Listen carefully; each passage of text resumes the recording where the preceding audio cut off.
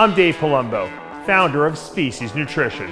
From my earliest bodybuilding days, I believed in only putting the best in my body. And that lives on in the Species Nutrition line of products. I put my name and reputation on every bottle of Species Nutrition products. If you want to be your absolute best, join the evolution. Hey guys, we're super excited to be here at the LA Fit Expo. It's our third year in a row. And what we're going to be doing today is we're going to be launching a tasty pastry. It's a low-carb Pop-Tart. It's got 3 to 4 grams of net carbs. And we love this show. This is our best place to be in LA.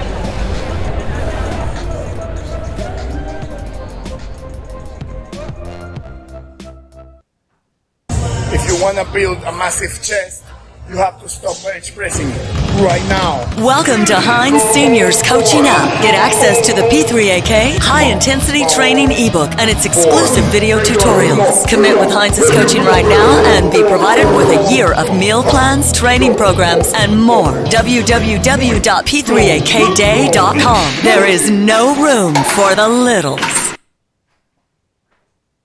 She was killed. And they tried top to six cover it girls up. really look great, but you seem to have that perfect aesthetic. I wasn't look. into hip hop or even soul music. There are definitely people that need a little Viagra.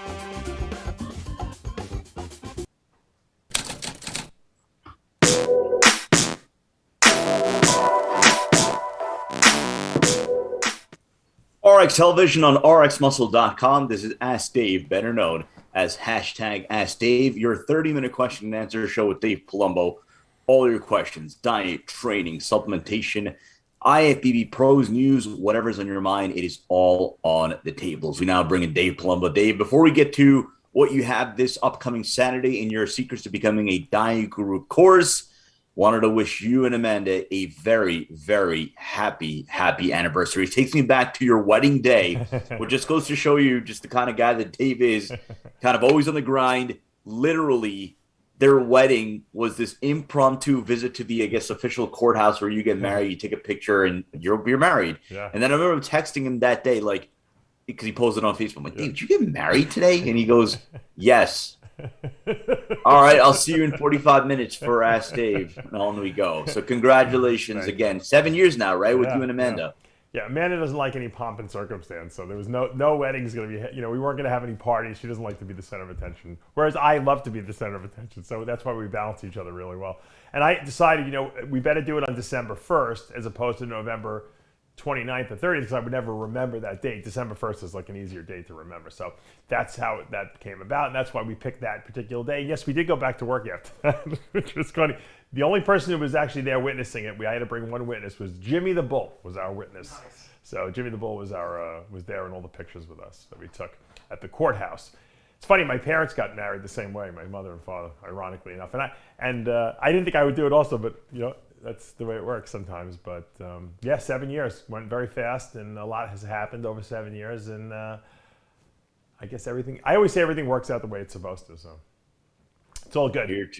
Here to many more anniversaries. And then, of course, this Saturday, you have your Secrets to Becoming a Diet Guru course, and you have some openings still available. Well, we have a lot of openings because it's online now. Before, it used to be in person before COVID. We only had so many slots. So the great thing about online is people from all over the world can take it. And we get people waking up in India, in the middle of the night and taking the course. The good thing, though, is if you didn't want to take it live, you can watch, even if you sign up for the course, you can watch the rebroadcast of it with your login. The only thing you'd have to do is email me so I can send you a copy of the 100-page Secrets to Becoming a Diet Guru manual that I wrote. Has all my protocols in it. It has all my, workouts and all my cycles, and it's like everything I've done over the last 30 years of my life is in that book, so to speak. The good thing about this is, I have a lot of people contact me on a regular basis and ask me, Dave, I hate my job. It just happened today. I'm not going to say who called me, but I hate my job. I don't want to work a regular job anymore. I love bodybuilding. I like coaching people. What's the right way to set up my business? I said, first thing you need to do is go out and get a corporation under your name. Usually an S Corp is the right way to go. Unless you have a partner, then you can do an LLC. But you got to set that up so that everything that you do can be a write-off. including taking an educational course like the Secrets of Becoming a Diet Guru course. That's a write-off. It's part of your business. You're educating, continuing education. Secondly, you have to obviously start establishing somewhat of a social media following online so that people know who you are. And you can put up your success cases on your Instagram, Facebook, whatever else you use. And then, of course, third thing that's the most important is knowledge. Just because you're a bodybuilder and you've done a couple shows and that you maybe had a coach help you out and you have this, workout and diet and supplement program in front of you, it doesn't mean you're going to be a good coach, because you have to know how to apply it.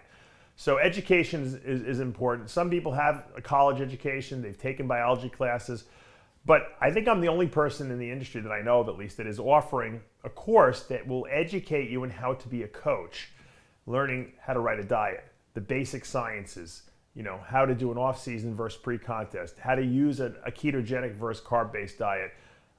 All these things that you absolutely need to do to be able to troubleshoot and be an effective coach.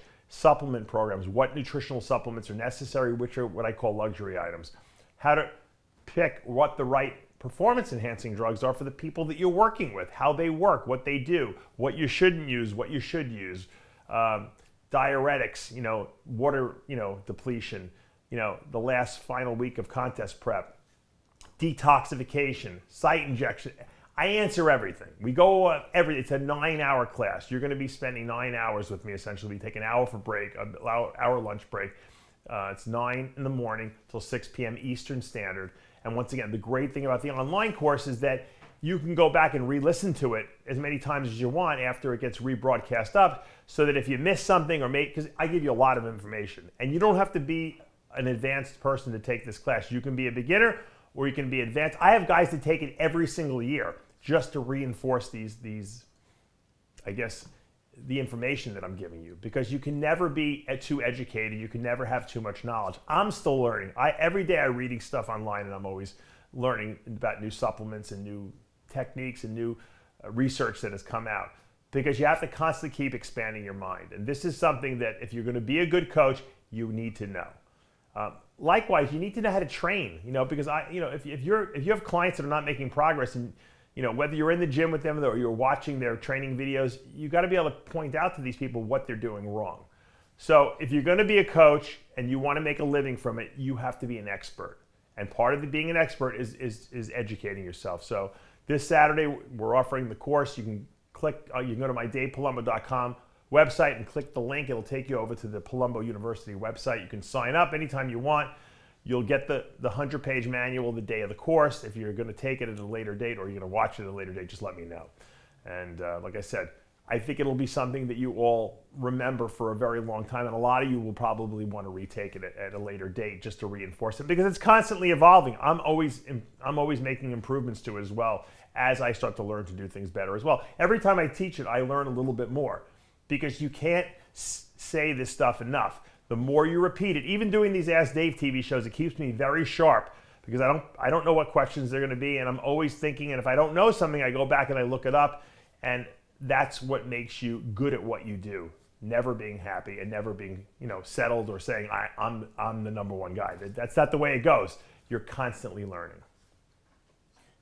So again, if you want to register, the link will be in the article description below. Let's go to the questions. The first two questions from the Dave Palumbo Experience app. The first question, Dave, what's the science behind carb cycling? Like 3 days carbs and protein, 1 to 2 days fats and protein. What does taking the carbs out and increasing fat, then adding carbs and decreasing fat do? Well, I set up a lot of my diets start with, like I said, some days with carbs, some days without carbs. On the days without carbs, I usually give people, a moderate amount of fat, coming predominantly from good healthy fats. The reason is that when you eat protein, which we know is the main component we need in our diet, and we need to take it in throughout the day because there's no storage facility for it, okay? You don't want your body to use the protein you're eating for fuel, because then it's not available to build and repair muscle. So you need to take in a fuel source, okay, with the protein. So that means you have two options, fat or carbs. So on the days where I'm feeding people carbs, I usually keep the fats a little. Now I'm talking about diet, trying to get people lean right now. I'm not talking about off season. Off season, I feed fats, protein, and carbs. But pre-contest, I usually give a day where you're eating protein and carbs, whether it be low carbs or higher carbs, that depends on the person's metabolism. Because the carbs get used for fuel, okay, thinking, working out, whatever the case may be, and the protein is getting used for building and repairing muscle. On the days where I'm going low carb or no carbs, I'm supplementing with some extra fats in the diet so that the body can use the fats as a fuel source and preserve the protein for building and repairing muscle. Now, when you get close to a show and a person really needs to lose more weight and maybe their metabolism is being very stubborn, that's when you kind of go to vegetables as a carb source, which would be very low carbs with very low fats. And that's only in extreme situations where a person's body is being stubborn, they have that little bit of last body fat and they have to really suffer. Because if you're eating green beans and asparagus, yes, there's some carbs in there, but they're very small amounts. So your body is going to really, really have to work hard. It's going to have to mobilize that little last bit of stored body fat, and you're basically starving off the weight, essentially. But you're making sure you eat enough protein so that you don't lose muscle mass. And that's the whole idea behind dieting. Now, if a person is going very low carb too many days in a row, a lot of times what will happen is their thyroid function, their T4, which is their inactive thyroid hormone, stops converting as readily to T3, the active form, because the body senses there's not enough nutrition coming in, so it slows the metabolism by reducing the amount of active thyroid hormone in the body. By eating carbohydrates or eating a higher day, okay, and spiking your insulin, because obviously as carbs get absorbed, blood sugars rise, and then the body has to release insulin to drop it. Insulin signals to the thyroid gland, or not to the gland actually, it basically initiates more T4 to T3 conversion. So that enzyme system, that the iodinase enzyme system that works on converting T4 to T3 will increase in the presence of insulin. So that's why we eat a cheat meal once a week, for most of the diet. That's also could be why you might eat, if your body starts getting stagnant, you might do a higher carb day. Even though it's clean carbs, it's still having the same effect. And that's the whole theory. It's not really a theory. That's how it works. If you're losing weight and you're dropping weight with a moderate, to maybe even higher amount of carbs, then you can keep it in. There's no reason to just knee-jerk remove it. But if you're having trouble, that's when you have to start playing games with high days and low days, and maybe have a lot more low days than you really want. But you got to do what it takes to make sure that person is their best on contest day. Second question, again from the Dave Palumbo Experience app. What type of periodization progression plans would you prescribe to a powerlifter you're coaching? I've had a couple powerlifters recently ask me for workouts. And you know what? I know where my wheelhouse is, where I'm strongest. I never lifted as a powerlifter. I did powerlifting lifts. I did deadlifts, and I did, bench press, and I did squats, and I was very good at them. But I wasn't a power lifter looking for one rep, maxes. So I don't really know what the right workouts would be. I always tell people, if powerlifting is your goal, I can tell you how to eat, okay, and what supplements and drugs to take, but I'm not gonna pretend to be an expert in powerlifting routines, because there's a lot of different techniques that are used to increase your bench press or your squat or your deadlift, because it's about power. It's about, how much you're lifting, not necessarily about the muscular development that goes along with the lifting. So I always recommend that a person goes to a powerlifting coach to get the right routines. Let's go to our Instagram questions. Again, if you're not already following us, our handle is official_RXmuscle. If you're watching us for the first time on YouTube, hit the subscribe button below, hit the notification bell. You're not going to miss any of our show segments or updates. If you like what you're watching, hit the like button. And as always, we appreciate your support. Let's go to Gixaref. How serious is high hematocrit levels? What do you consider to be high? It's a loaded question, because, when you think about like endurance athletes, like cyclists or marathon runners, or even like 800 meter runners or mile runners, these guys and girls want as high a hematocrit and red blood cell count as you can conceivably get. And if they could take drugs to do it, which they can't because they get tested, so they have to do it on the sly, they'll do it, because more red blood cells, okay, means better oxygen carrying capacity. Now, as bodybuilders, a lot of us take anabolic steroids. Anabolic steroids are the best, increasers of red blood cell count. They all pretty much do it, and you don't even need a lot. I know guys on 100 milligrams a week of hormone replacement, testosterone, and they have high hemoglobin, hematocrit, and red blood cells. So, the question is, well, when does that become dangerous, or does it become dangerous? Well, I'm sure there's a point that it probably does, but if you're taking like a good fish oil supplement, okay, a vitamin E, and Ron Norman and I talked about this last week on our show, you're very unlikely to throw a clot, even when you're dehydrating, prior to a bodybuilding show. Now, if you have side effects, or maybe you have a family history of clotting disorder, you might want to, keep your blood count low. But as a bodybuilder who's, trying to push the envelope on performance in the gym, I don't really want to give blood. I don't want to lower my red blood cell count too much unless I'm like through the roof.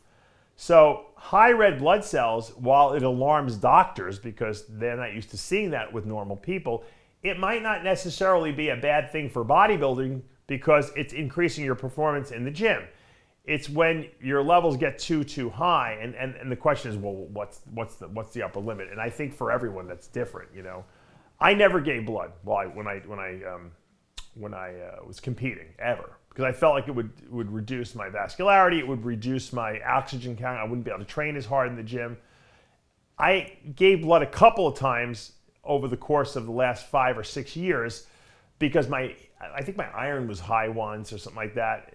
If you have too much iron in your blood, the only way to get rid of it would be to dump blood. But I kind of felt good on slightly higher red blood cells. Now, some people have high blood pressure and they think, well, it's due to the high red blood cell count, and usually that's not the case. Now, having said everything I just said, add COVID into the equation and the vaccine into the equation, I don't necessarily know if that's necessarily a safe bit of advice I just gave, because we are seeing clotting problems. The key is, what are your platelet levels? Now, my platelet levels were always on the lower side, below low normal. I don't know why, just my whole bodybuilding career, it's always been. Even now, even on nothing, my platelets are still, they're not low, but they're on the lower normal side. And I think that's an adaptation. I think your body knows, all right, there's a lot of red blood cells here because you're taking anabolics or whatever the case. We need less platelets because we don't want to be overclotting. But if you have high platelets, then you definitely need to dump blood. If your platelet levels are on the lower side and you're taking a fish oil and vitamin E supplement, then you probably don't need to give blood.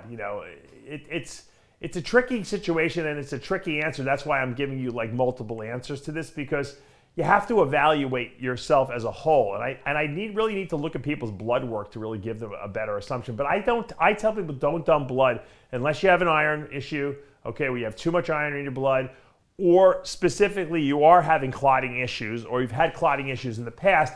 It's probably then a good idea to keep your blood count a little lower. Because when you dump blood, remember this, if you dump a pint of blood, your body is going to sense that it lost blood and it's going to produce more.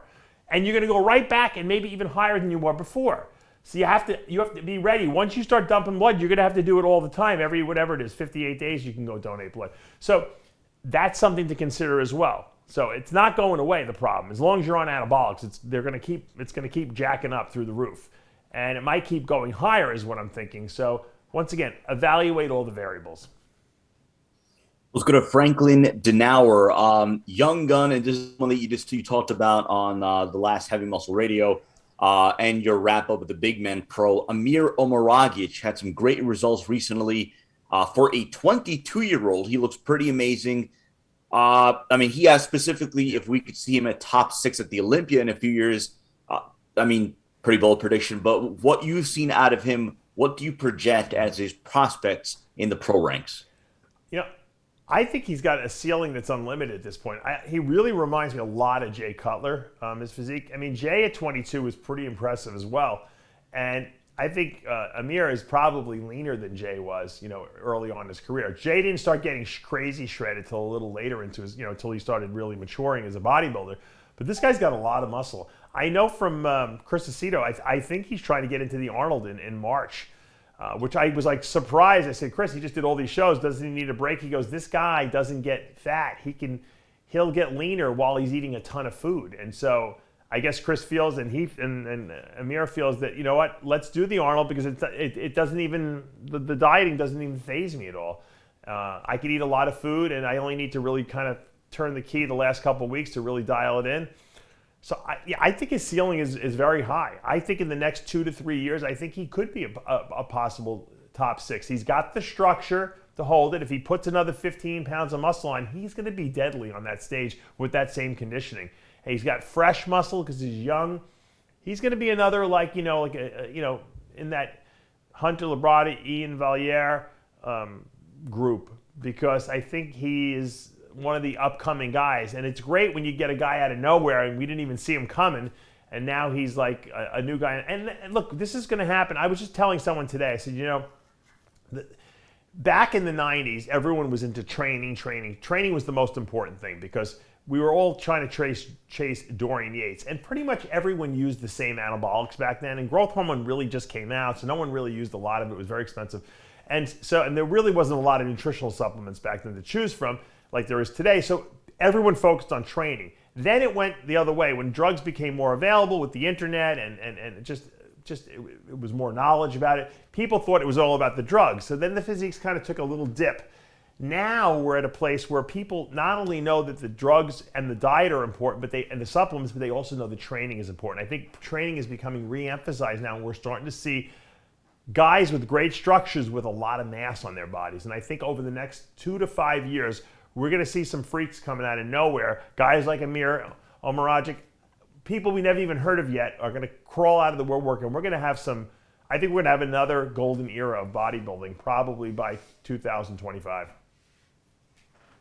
Let's go to I am McNiz. Dave, kind of a fun question. What former and current professional athletes want to have the most bodybuilding potential? One that comes to mind for him specifically, Bo Jackson, Evander Holyfield, and then I just sent Tyler a couple of pictures. He also mentioned Saquon Barkley, running back for the New York Giants. Look at those legs, yeah. They call him Saquads because of his prodigious quads. Yeah. You know what? I think that if we got all the best athletes, like in football, baseball, and all the different sports around the world, like that are basketball. Basketball, these guys are a little tall. Let's focus on football and baseball. If you got the best athletes there, and you just said we're going to make you bodybuilders. We'll pay you millions of dollars to be bodybuilders. Probably everyone who's a bodybuilder today would be in the garbage pail. They wouldn't even hold a candle to some of these guys because. Let's face it, the best athletes are going to go where the money is. And the money is not in bodybuilding. The only guys who go to bodybuilding are guys who love bodybuilding, because it's just a passion. They don't care about the money. They'll do it for free. But if you're an athlete and you have the ability to make millions of dollars, playing football, okay, who in their right mind is going to become a bodybuilder if you can make it in the NFL and bank some serious cash? I mean, and plus become a celebrity. A lot of these guys go on to become commentators, and they become talk show hosts like Michael Strahan. I mean, they get into acting. So I understand the appeal to these other high-end sports, but there's a lot of guys, and Bo Jackson would have been a freak of nature for sure. What about guys like Emmitt Smith, from the Dallas Cowboys, that running back? He was a tank also.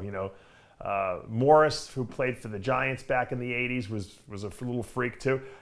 Think about the shorter, thicker guys. Those guys would have been great 212 guys. So I like I said, I believe if the best track athletes and the best football players and baseball players went into bodybuilding, we would see physiques that would make Ronnie Coleman's look like, another one of the guys, so to speak. There was another one. I know you did a video on him about a year or 2 years ago, rather, when he was coming into the NFL draft. DK Metcalf. I don't know if you remember the name. Yeah, Seattle Seahawks wide receiver. Yeah. Remember the picture? Yeah. That picture of him that went viral, the pre-draft picture, and then all of a sudden it was like, oh my God, it was this bodybuilder, running around. You remember Mark Gastineau back in the day? How freaky he was? He was huge. Did you see, Dave? Did you see the picture that Tyler put out? The second picture of Saquon Barkley. Did you see that one? With the legs? With the legs, yeah. Yeah, he's got massive quads. Yeah. Yeah. Look at those hamstrings. So he.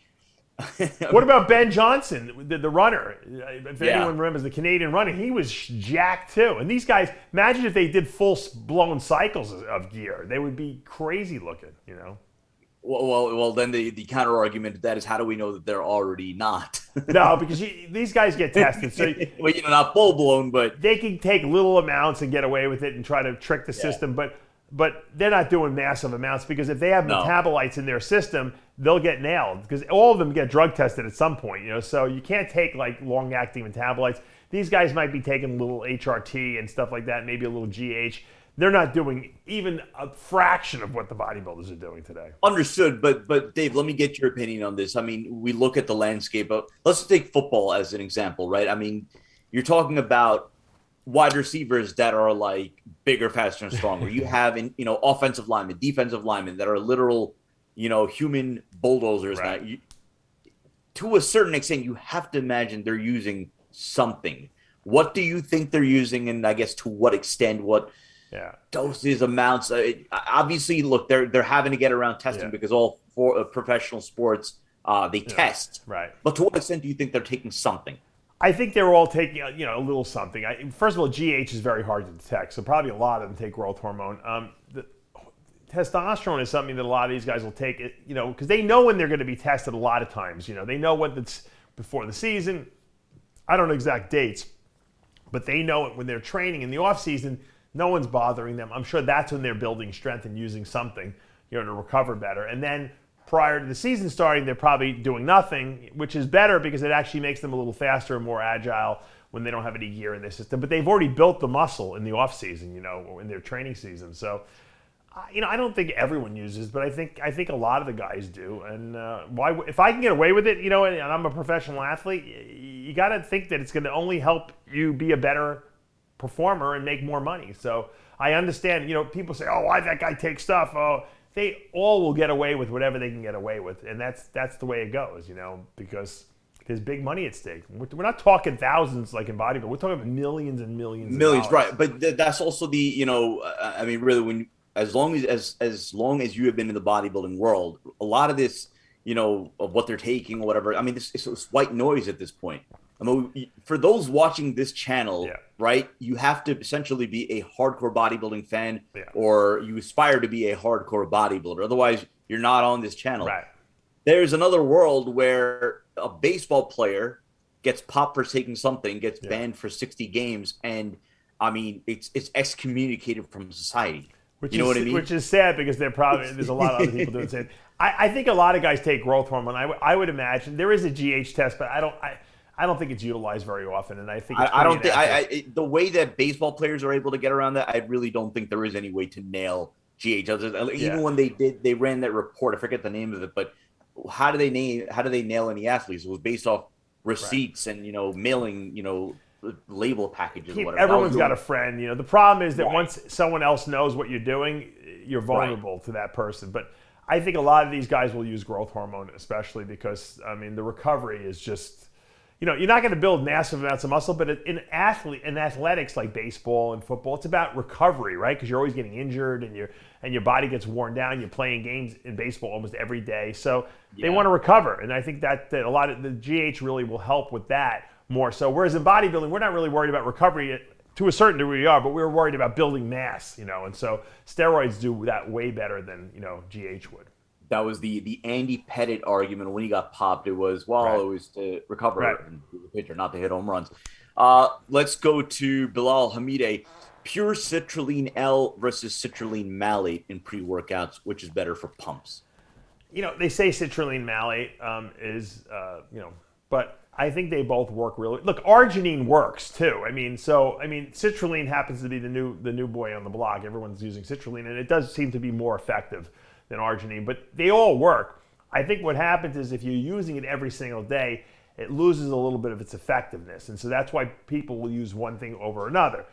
But there is a fad aspect to it also. Like everyone uses citrulline now. We used to use arginine back in the day. Now the new pre-workouts will have, I have citrulline and the new stimuli coming out. So I don't think there's that much of a difference between the citrulline and citrulline malate, but once again, I think a lot of it has to do with the marketing aspect of how they market these supplements, it really, with the pre-workout, there's really not one ingredient that does everything. It's the synergy. It's figuring out, and the only way you can really figure it out is by trial and error. Because it took me 2 years to put stimuli together, and that'll be out probably in a week or two. But it's mixing all these ingredients together and seeing how they work together. Because if you put too much of one thing in, it stops working. So you have to use a little of this, a little of that, a little of this, and you have to figure out what the right amount is. It's like making a mixed drink. How much vodka, how much rum, how much vermouth, if you don't get the right combination of things, it doesn't taste right, right? And that's the same thing with the pre-workout. If you don't get the right combination, it doesn't work right. If you put too much caffeine in, you get overstimulated and you don't feel good. You get nauseous and you start, your jaw starts moving around. You start getting, anxious. But if you put the right other neuropeptides in there and, nootropics in there, it balances off the caffeine. You don't have to put as much caffeine and you get a much better feel-good effect. So it's the same thing with the pumps. You can use agmatine, you can use citrulline, you can use arginine, and it's how you kind of manipulate all those ingredients around to get the right effect that you're looking for. Take 2 or 3 more questions. Go to Zoro5144. Good one here. If you can give some different ranges, how many calories do we burn lifting weights in a 45-minute session? So, obviously there are different tiers to when you're talking about lifting, but maybe in your own experience, in a 45-minute period of time, hardcore training, how many calories can one expect to burn? A 300-pound guy is going to burn a lot more than a 150-pound girl is going to burn. It's based on how much mass you have, what your metabolic rate is, how intense you're training. It would be virtually impossible for me to give you even an estimate in that. I'll tell you this, though, however, you probably don't need, people think they need like hundreds of grams of carbohydrates to get through a workout. You probably can get through a training session with 30 to 40 grams of carbs. That would probably be enough to fuel you through a workout. So you don't need as much as people think. And when you see these bikes, you get on these bikes or treadmills and it says, oh, you burned 400 calories. Oh, bullshit. You're putting your weight in, your height. It's a freaking estimate. They don't know what you're really burning. It's because everyone's body handles, exercise differently. We're not machines. You don't plug in the variables and then you spit out the answer. It doesn't work that way. We have so many environmental and cell influencers in our body that influence how we, metabolize energy. I could eat a cheeseburger and burn more calories probably at rest after I eat the cheeseburger and fries than a person would going to the gym and doing an hour workout because my metabolism is just, that's the way it responds to food. So you can't make an estimate like that. Serious and silliness. Opinion on trestoline acetate. Look, I don't know if it's still available, but I know that it was being sold without a prescription for a while because it was kind of one of these unclassified, gray areas. It was never a good steroid. It was something that was never made because it wasn't a great anabolic. It kind of sounded like trenbolone, so I think a lot of people said, "Ooh, this must be good." They touted it as a good steroid, the people who were selling it, okay? But it wasn't. It aromatizes to estrogen at a very high level, and it's not as anabolic as the people who sell it would like you to believe. It's also, if you're going to use that, you might as well use real anabolics. I always tell people this. I never understood why people used pro-hormones, which were never pro-hormones. They were just anabolics that weren't made. I didn't understand why people would use these toxic oral, stuff versus, what? If I'm going to use that, I might as well use real anabolics that are less toxic, like injectables.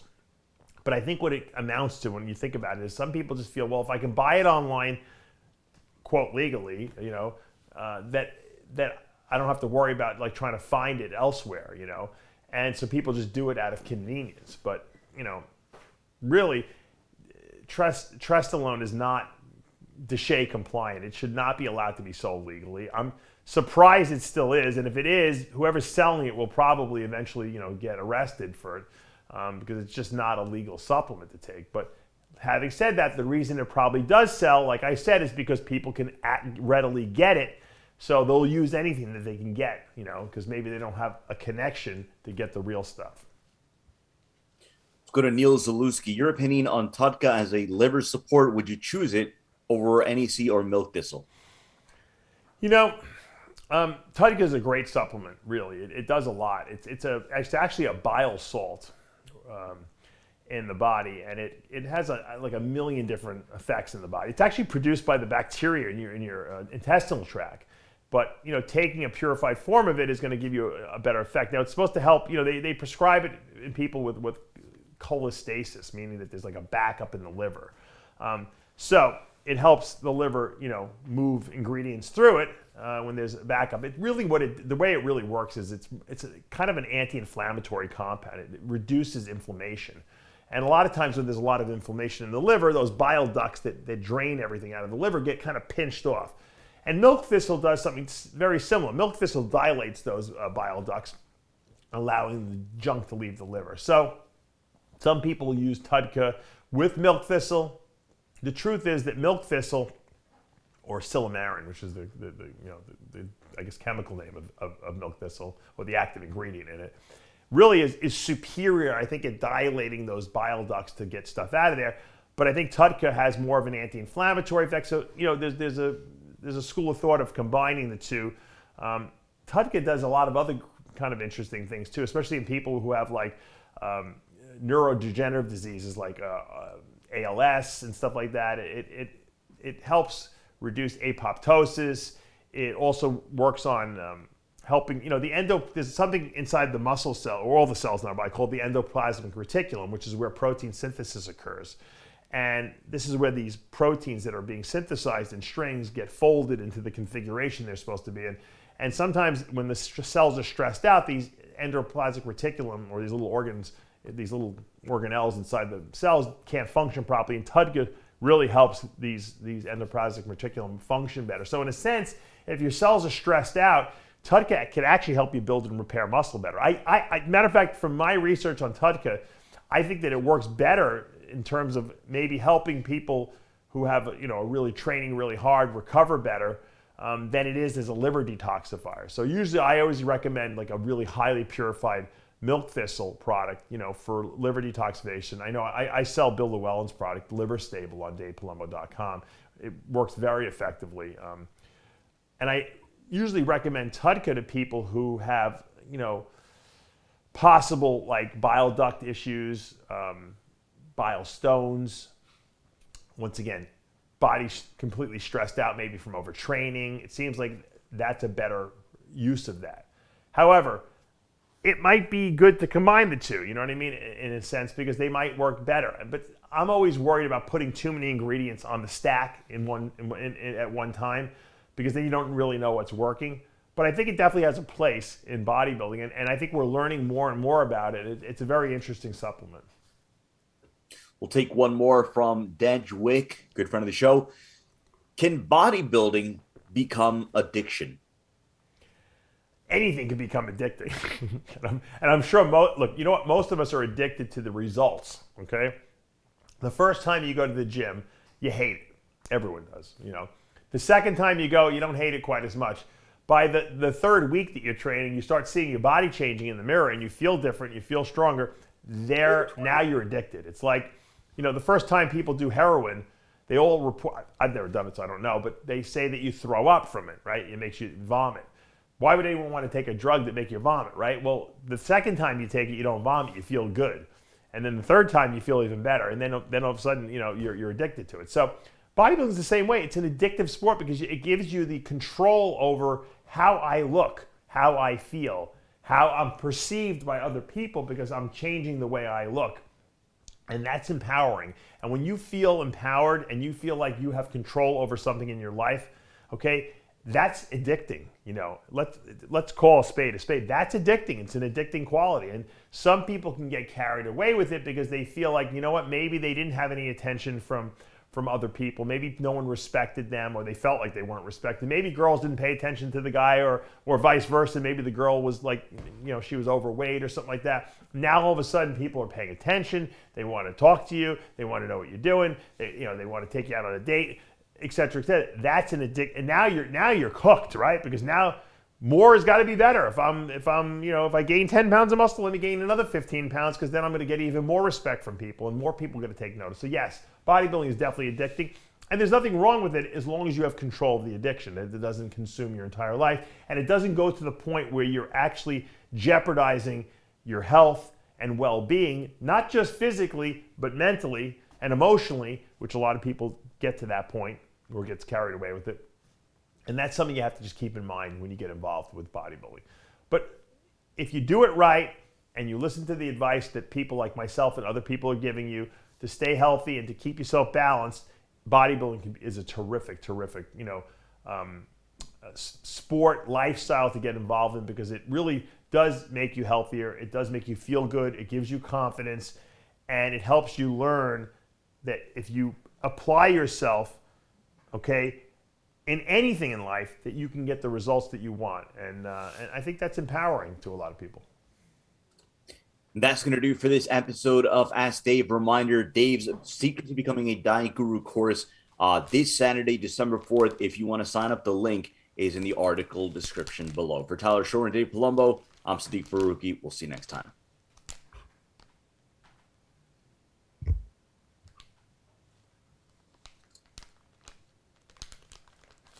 Cool.